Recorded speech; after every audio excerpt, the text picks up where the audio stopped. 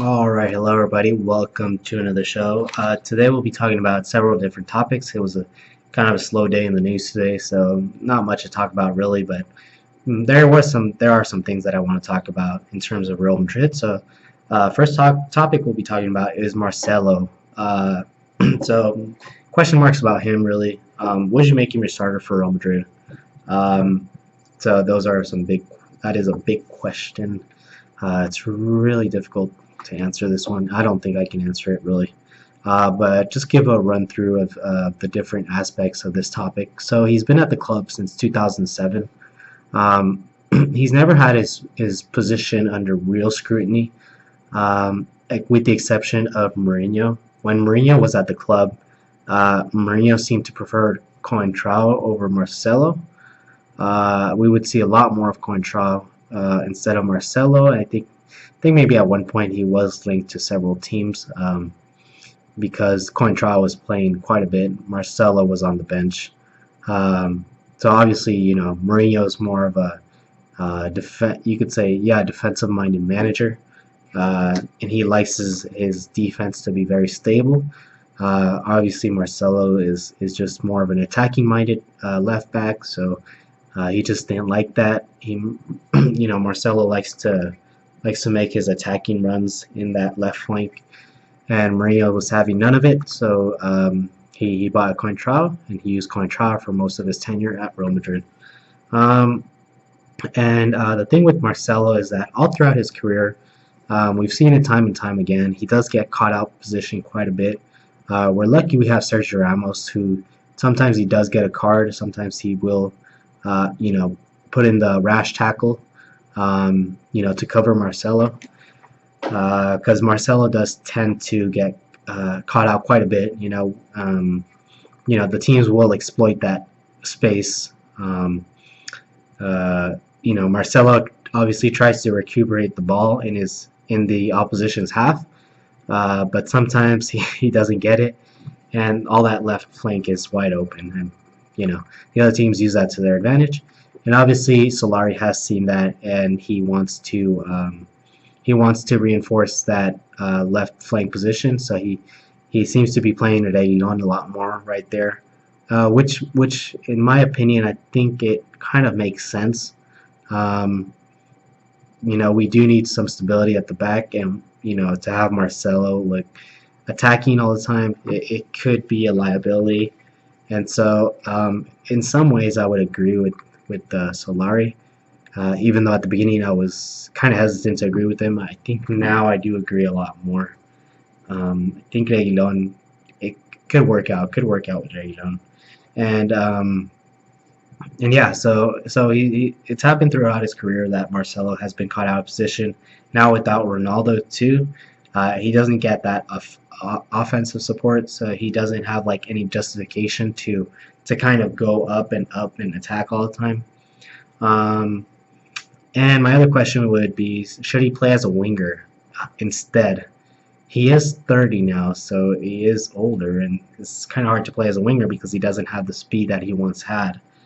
Um, it's a difficult decision. I mean, we've seen him play as a left mid or a left winger like uh, 2 weeks ago, I think. I can't remember which game it was, but he did play as a left winger. I think it might have been in the Copa del Rey. He played as a left winger for 45 minutes for the first half. It didn't work out that well, which was quite surprising. I thought it would work out a lot better, but I thought it was a good idea from the coach to play him as a winger, because he just has that flair. He's got every trick, and like I've seen things from Marcelo I've never seen in my life. He has the biggest, how can I say, the biggest treasure chest of tricks, basically. um, he just, yeah, he does things that come out of nowhere, really. So should he play as a winger? I think it's a good idea. I would like to see him a couple more games there. um, Obviously, with all the return of the injuries, we might not need that anymore, but if ever we were to have a lot of injuries there, I think he could be a good option. I think he could be a good option, definitely. And the other topic that I want to talk about is Solari. Should he stay at Real Madrid? Is he the right fit? So it's tough to say. There's some division in the fans. Some fans like him. Some fans it's hard to warm up to him, because in the press conferences he seems kind of cold and he equivocates his answers a lot. He's ambiguous in his answers, and that can be a little annoying. Even with Isco, he doesn't like give a straightforward answer. It can be annoying, and I can see why some fans don't like him. But with the resource, I have to say, with the resources he's had, and I say time and time again, with the resources he's had at his disposal, with all the injuries that he's had, he's done a fantastic job. He really has. I mean, um, obviously we're not at the position that we want to be yet, but we're in third place in La Liga, which is a lot better from Julian Lopetegui, and we don't have an identity yet, and maybe that's something that I would like to see. And it seems like we don't have a concrete starting 11, and that could be just due to injuries. Um, but yeah, I would like to see more of an identity, and I'm hoping we see that. Maybe in the coming months. But what I do like about him, he does promote the youth a lot.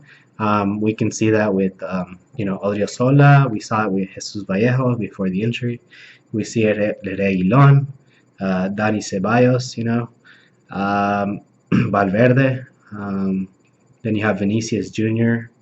And gosh, I think there's probably a couple more, but you can see that there's tons of youth in that team for Real Madrid. I mean, Real Madrid are always known to be Galacticos, and now we're promoting youth, which is something that's radically changed at Real Madrid. We used to be a team that would just buy ready-made players, but this coach is really promoting the youth, which is nice to see.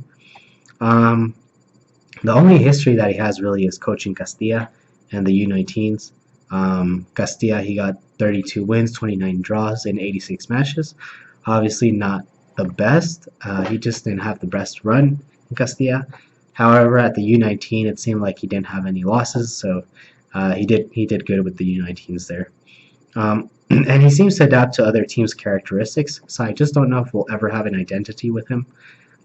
He just yeah, it just depends which team we're playing and what players are doing good in training. That seems to be his philosophy is which players train the best this week, which players were good enough, impress me, which players impressed me, so that I can start them in the upcoming game.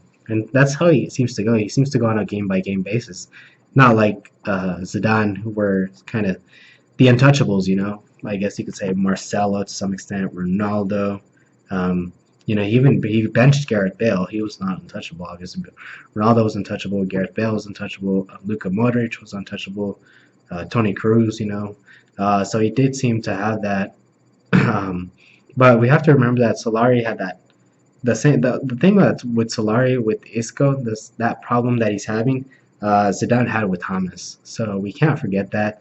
The only reason why we don't remember about the James one is because Zidane won so much with Real Madrid. We always tend to forget James.